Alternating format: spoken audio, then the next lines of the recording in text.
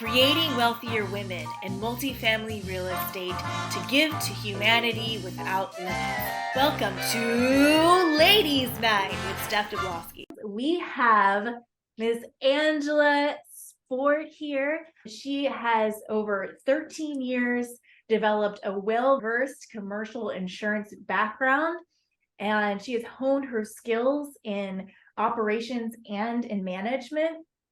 And in 1 year, Angela and her husband are co-GPs and LPs in 906 doors. How cool is that?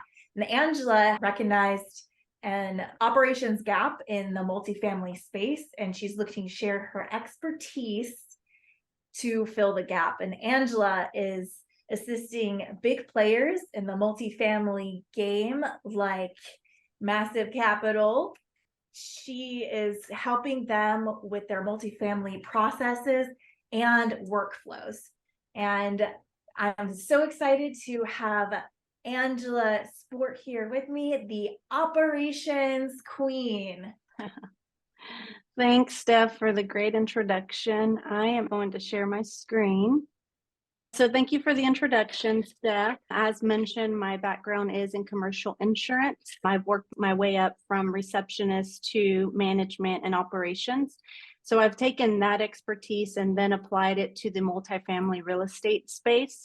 So I've created the 7 pillars to successful processes and operation workflows. So these are the basics. It's just going to be a high-level overview. So you'll notice the 7 pillars here. So the first one here that we're going to discuss is processes. So in regards to processes, it's what action was taken to get to a certain result. For instance, I'm working with Massive Capital on their processes. The first thing I mention is write down the steps you're taking to achieve that result. So I know that it could be a dreadful process, but once you get through that process, it is going to pay off in the long run and it'll be easier going forward. The other part of this is being able to have a team member to cover a certain portion from A to Z if you have that process set in place. So it's a great system to put in place when you have a team who is also going to be working with you in these processes. So I always like to say, identify your skill set, your superpower, and if you're not good at that, then outsource it or find someone who can join co-GP or GP on your team to assist you in that process. So that's just step 1. Step 2 is the workflows. So most syndication processes have the 5 different, what I like to say is departments. So deal sourcing to close, due diligence, earnest money down, equity, investor relations, loss guarantor, debt, and then your asset management. This here is in no particular order, but the idea in workflow is to be able to create your workflow per individual number. So that way, when you have more than one player in the game, you can create one process and one workflow. Then it's like a baton. You just pass it on to the next person. So that way they can complete their portion. Ideally, the way that it is supposed to work is everyone working together for the same end result and be able to execute on a deal efficiently. Roles and responsibilities. So you've heard it said a million times, and Jeremy and I are just blessed with the last name Sport. Real estate is a team sport, right? So again, identify your superpower. And then as far as roles and responsibilities, you want to place that individual, whether it's a GP or co-GP, in that specific role. So something that's going to empower them, but not only empower them, they're going to want to take that lead with gladness and complete that role and responsibility. So make sure each team member is aware of their roles and responsibilities, and then the upfront expectation, time commitment, and everyone on the team should be equally committed and involved throughout the processes. So number 4 is your onboarding process. Again, you have your GPs and your LPs involved. There are many people involved. And the way that I visualize it is setting an onboarding process for not only your GP, co-GPs, but your LPs and investors as well. In this thought process, it's not only getting them used to that onboarding process, but you're setting them up for success, not failure. So you have it all outlined in detail. You make the onboarding process fun. because no one likes to sit through 8 hours of training or an onboarding process. And the idea behind this is everyone would be on board and everyone on the same page from beginning to the end. 5 is your training. So just like many of us, whether that's corporate or any other past job, I'm pretty sure you had proper training in that specific role. Even if you lied on your resume and you got that job, they taught you their way of doing things, right? Same concept with your GP and co-GPs, regardless of everyone's level of experience. They may have been mentored by someone else a certain way or have even taught themselves a certain way, but ideally you would like to train them the way that you would like things done. And this is more so if you're already in the process and you are a GP, co-GP. So this is like you're building your business, because ultimately real estate is a business. So the team of investors will understand their portion, the team of GPs will understand their portion. The adequate training will eliminate miscommunication back and forth or not knowing what to do. Customer service, I'm big on this one. My favorite fast food restaurant is Chick-fil-A. So I don't know if anyone knows of Chick-fil-A, likes Chick-fil-A, raise your hand. I love Chick-fil-A because their customer service is always on point. So I remember one time I was driving my Jeep and I had my top taken off and there was a wasp that flew into my Jeep and stung me on my collarbone. I was taking my kids to Chick-fil-A and the employee ran in to get Neosporin and a Band-Aid. So not only did I place my order, he went above and beyond to assist me with my wasp sting. So same concept here. I believe that our customer service should be exceptional.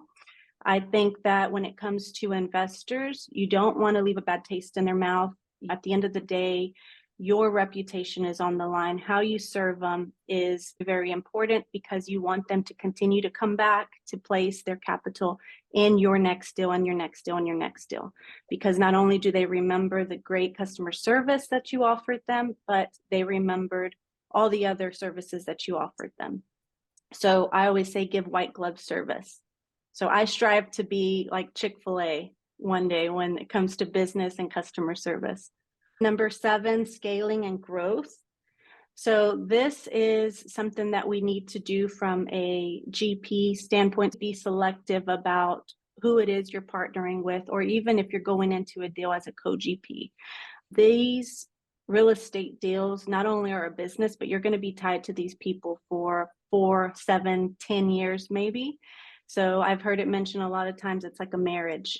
You really want to intensify and lengthen your onboarding process, but also be selective about who it is you're teaming up with. So I do recommend the DISC assessments. I'm the second oldest out of 8 children, and we actually did the DISC assessments on each other, siblings, and you'd be surprised what you find out about yourself. I found out some new things about myself that I didn't even know. I just thought I was like that. But this is a big one for me. And that is the 7 pillars of successful workflows and processes. Regarding the DISC assessment, how have you noticed which roles work with what part of the DISC? And would you recommend having certain number of people on your team in each category?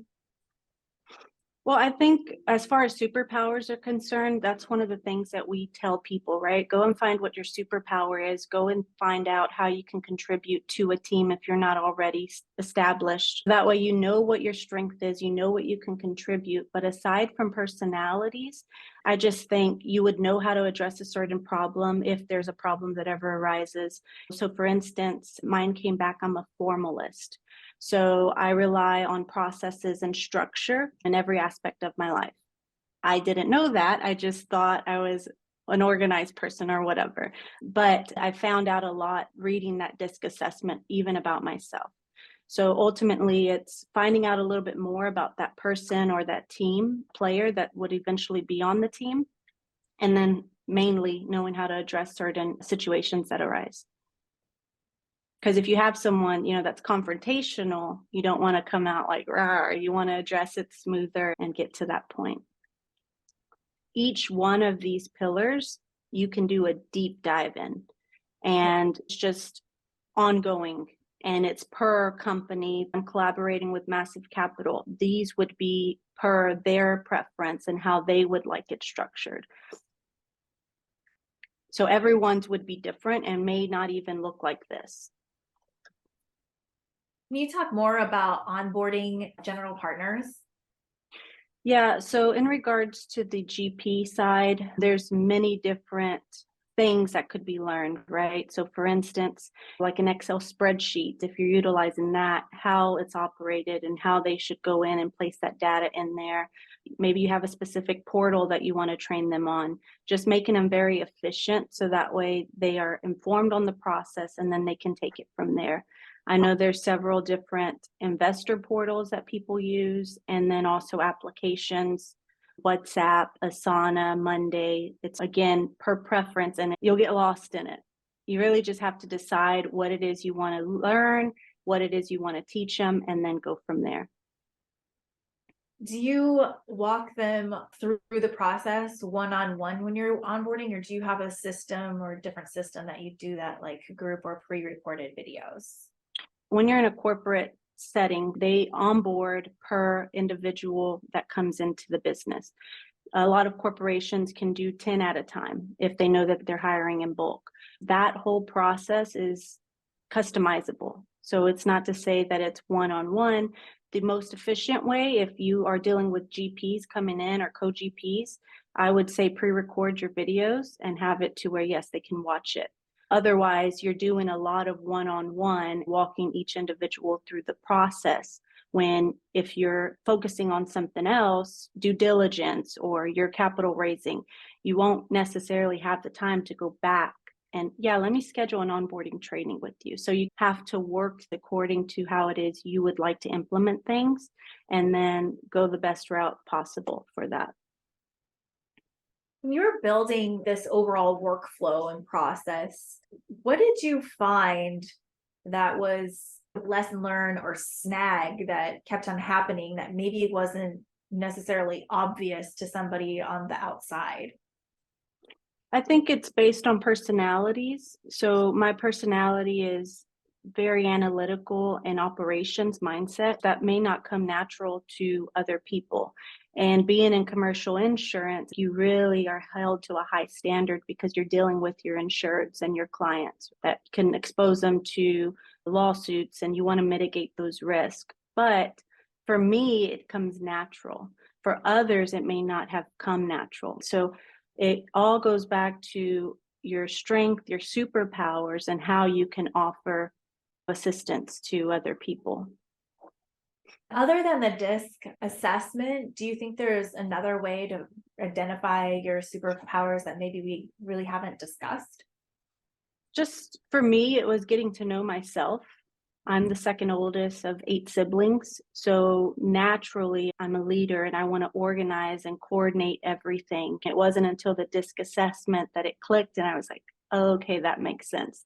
And then I offered it up to everybody else. But just knowing who you are naturally, whether that's a numbers person and you like underwriting, or you're a social person and you like networking, I think more or less people would already know who they are. If not, you grow into it through mentorships and being exposed to more information and meeting good people and collaborating and things like that. Awesome. So how did you wind up partnering with Massive Capital? It's a funny story. Mike Bailey, we came in contact with Mike Bailey 1 year ago in December. And we had, after the summit, the real estate summit, we had a Houston gathering just to get to know people, because that can get crazy. In the summit, you really can't have one-on-one or deep dive in relationships. And I saw Jasmine at some of our events and just got close to Mike and Jasmine. And we actually had a 16-unit property here in Houston, Texas, that we were working on. So throughout the networking process and getting to know people, Mike Bailey and his team, Legends and Jasmine, came in to assist us with that deal. And we just got close with them. And really now I will say that I'm closer to them since then. and I'm offering assistance, and I see where I can really contribute to the team. So Mike and Jasmine and Massive Capital have really just taken me under their wing, as well as Jeremy, and we're just grateful for the opportunity. We're still very much involved with Alex and Legends. Great group of people. Oh, I thank you, because I'm in that group over there in Legends. There you So go. Legends and also Massive Cap. They really are a bunch of really great people. Mm. Like yourself, I don't know if everyone here knows your story and how you got into real estate. Would you mind telling more about your story? Yeah, so Jeremy was in residential. He did fix and flips for a while. And Jeremy and I, just backstory, we've been together for 5 years. And my corporate background in commercial insurance, I just felt no department that I was going to was ever satisfying me. So I was always thinking, what's next? What's next? And we were actually looking to start our own business. We did not know what that business would look like. We thought RV parks, we thought taco truck places, and we were just praying about it for a while. And we came in contact with Grant Cardone, and everything was clarity ever since then. Then, after 1 year of being in it, we took massive action, and we've just been involved in the multifamily space. And that's where our expertise and our backgrounds, we're applying that now to multifamily space. And I love that story, the space, and it's just been so wonderful. And now I really want tacos. So thank you. I think I know for dinner. Yeah, you're welcome. Is there a specific number of GPs that should be on your team? I think it depends on the team. There's no set standard. Of course, the more GP co-GPs, the less you're spreading out that percentage, right? So if you can tackle it fewer GPs, then great. But I think that's just every primary sponsor's preference. Thanks for watching Ladies Night with me, Steph Dablosky. I create wealthier women by providing exclusive access to private equity commercial real estate investments. If you're interested, check out my contact details in the description below, and don't forget to like and subscribe. I'll see you next time.